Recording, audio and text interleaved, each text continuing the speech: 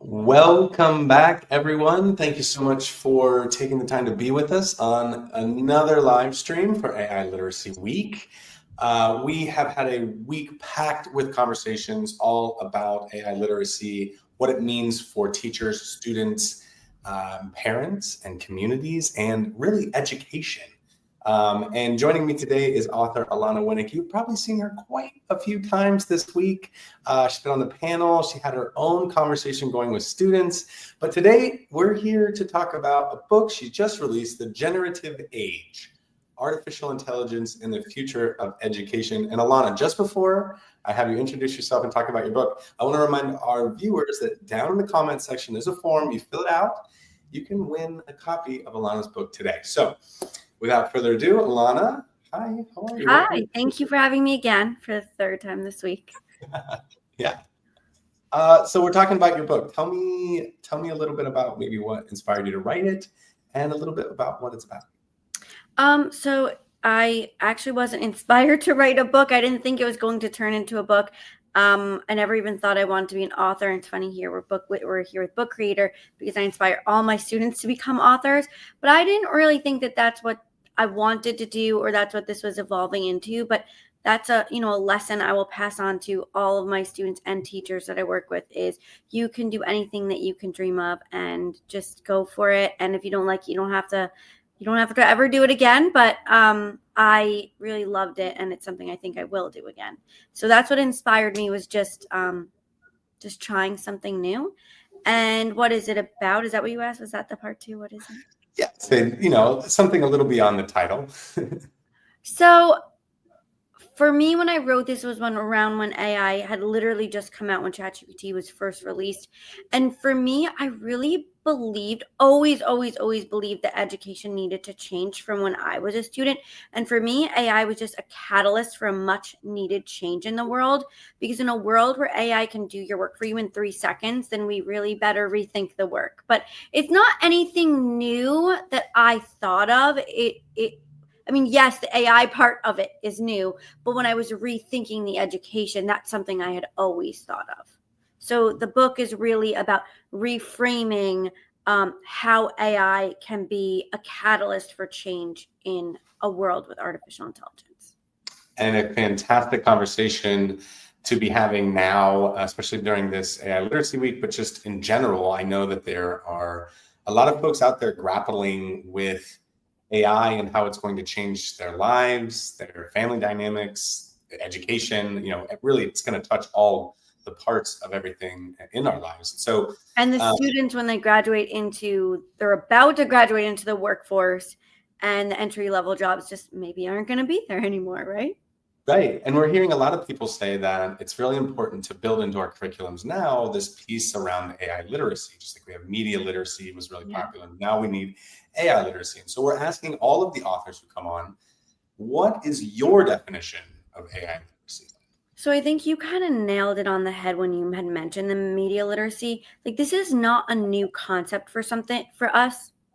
Yeah, this is not a new concept for us. Media literacy has always been around. It's something we've taught our students, and it's just an extra added layer of AI literacy. So when people are like, I don't know how to do this, where does this fit in? It fits in everywhere. Media literacy already fit in. It's just this little AI piece to it. So I think AI is for students understanding how to be ethical, responsible users of AI, but also for them to really understand how it works and its limitations and its impact. So I think all those things are very equally important. So for me, all of my AI users have 2 jobs, and I probably covered this in my other sessions, to be a detective on the lookout for bias and misinformation, because both of those are really equally important. And their second job is to be an AI DJ and remix the content so it's reflective of their own thoughts, their own voice, and their own ideas. And we explicitly teach these concepts because we assume students know how to use technology responsibly, and the reality is they don't, and the teachers don't, unless you are explicitly teaching these things. So for me, that's what media literacy really is explicitly teaching these lessons.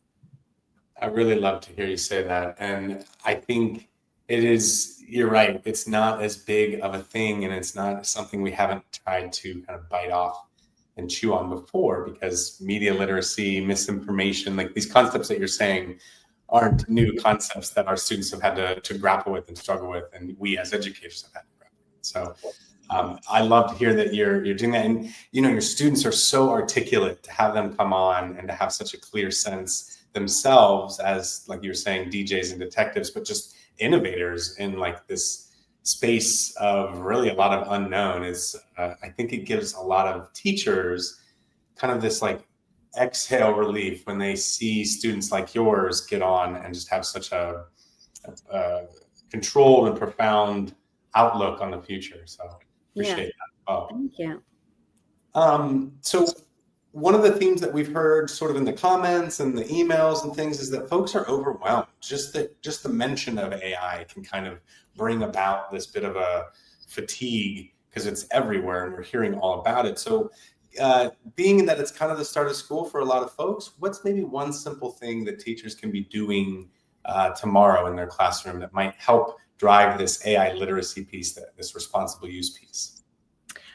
So it's funny, I actually just wrote an article for Edutopia about this very topic. It was about skeptical teachers or teachers are feeling overwhelmed.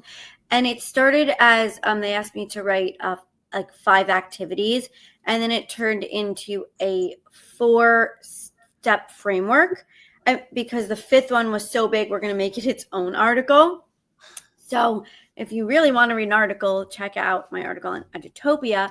But the first step of the framework was like starting small and personal and doing everything that's like low stakes. So don't do anything that's like super high stakes, and start with like your personal life. Like, I have these ingredients in my fridge. What can I make with it? Or I want to do this workout plan. I have 5 minutes. I don't have any equipment. What do you recommend? Make me a 5-day plan. Just something that's not related to the classroom, because I think sometimes those hesitant teachers, they can't see beyond the classroom stuff because they're so skeptical. So I say to start with something that's not related, and then your next step should really be moving into reclaiming your time and treating it with tasks, all of these things that you would feel comfortable passing off to a teaching assistant or a student, because our students have classroom jobs. So whatever you would feel comfortable passing, and you might not have an assistant, but this is your lucky day, you get one.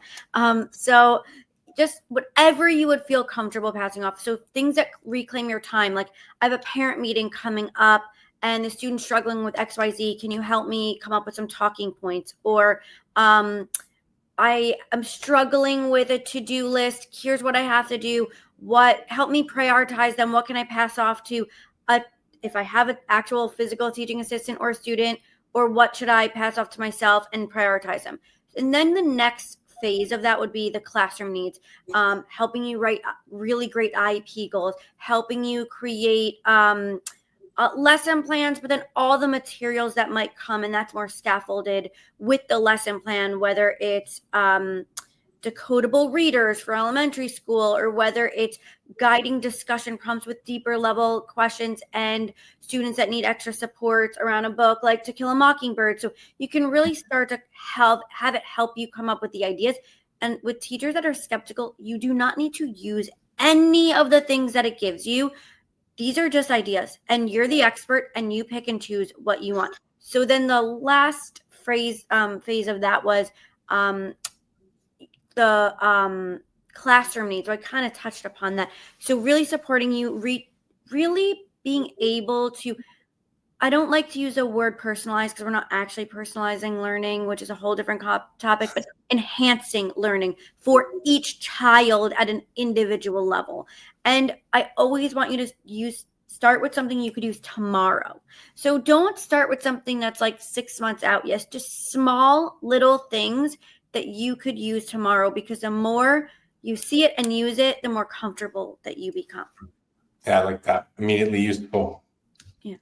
Well, and like you were saying with the skeptical teachers, you teach your students to be detectives and DJ, right? Remix what you're getting and be skeptical about what you're And then back. Also, that's a good point, because you definitely should. I think it's very hard for teachers. to learn from students, but that is an ISTE standard, to learn alongside your students. And they have a lot to share and they have a lot to learn. And my students, if you've heard them, they teach professional development to their teachers. Like, I have really young ones that do that. And you have experts in the room, and it's just such an untapped resource. But it's about being open-minded to learning alongside students, or say, hey, how can I use this? And it's just opening up the dialogue, opening up the conversation. But you have little experts in your room, and they could be elementary schoolers, which you've seen, and they can help you. You're absolutely right. And I like that thinking too, learning alongside the students and just bringing them into this journey, because for a lot of us, this isn't going to make a big of an impact in our lives as it is theirs in the longer term things. And so we really want them to be interested and taking ownership of this. So love that. So I want to shift back a little to the book. We've talked about an article, we've talked about what we've done with your students, but I want to push it back to your book itself. Your audience reads, so if someone watching this picks up a copy of your book, which, by the way, don't forget, click a link down in the comments and you can win a copy of Alana's book today. But if someone, a teacher, picks up a copy of your book, what new capabilities are they going to have? What understanding are they going to walk away with after you're reading your book? So I think from what I hear, from what people say, it's a really easy read. It feels like I'm talking to you. So that's what I've heard. But I think what it does is it really helps you see the possibilities, and it demystifies AI and helps you really see the possibilities. And it was originally written through for a school leader or school district leader. So I rewrote it because my publisher said this is for everyone. So it's really for everyone. But if you are a leader, there are elements for you. There are case studies of district rollouts at the end. So I feel like that's a little bit unique and different than most of the other books out there. But okay, so I guess I didn't answer your question. I think it shows you how you can integrate AI in a comfortable way, and how you can roll it out, whether you are a teacher or are a leader, at the district, the building, or the classroom level, and introduce it to your students and reframe your thinking around it, and help you come up with. There's also a lot of like homework and activities and do nows. I try to make the learner be an actual learner, and I gave them like mini assignments throughout the book. So in each chapter, there's assignments for you. So as you go through the book and you complete the little homework assignments, you will become a lot more comfortable.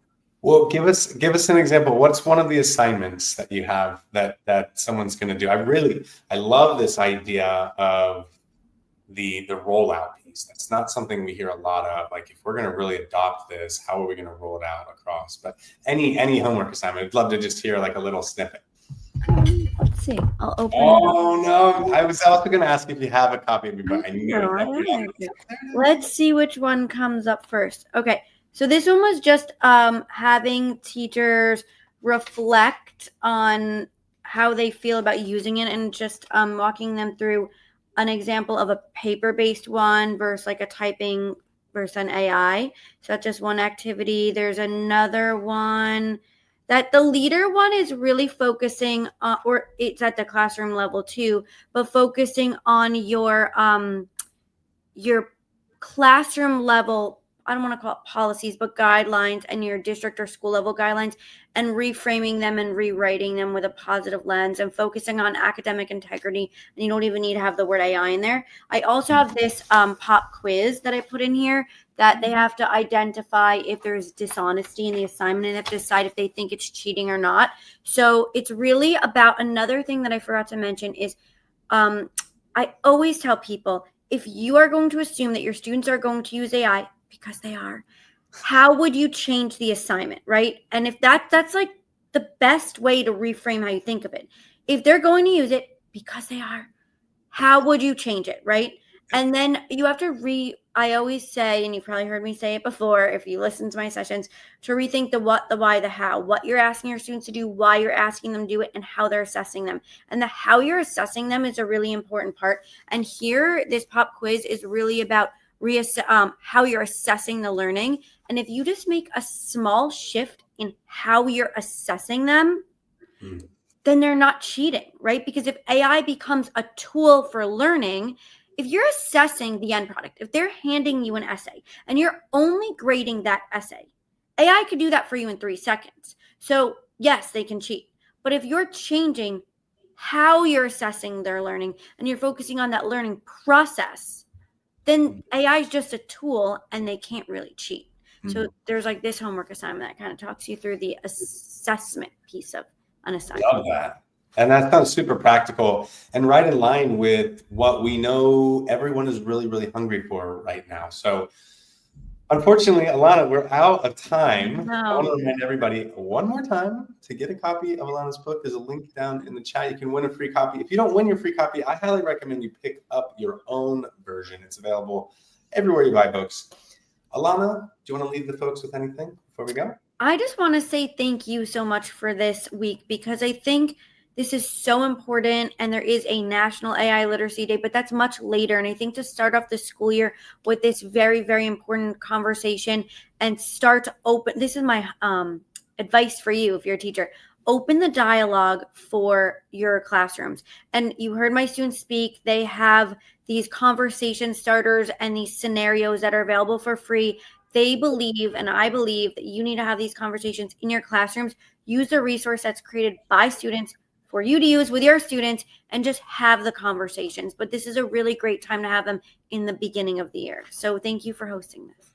Well, you're very welcome. And thank you so much for being here. And for the folks watching, you heard it there. Let's get to work. Talk to you soon. Thank you.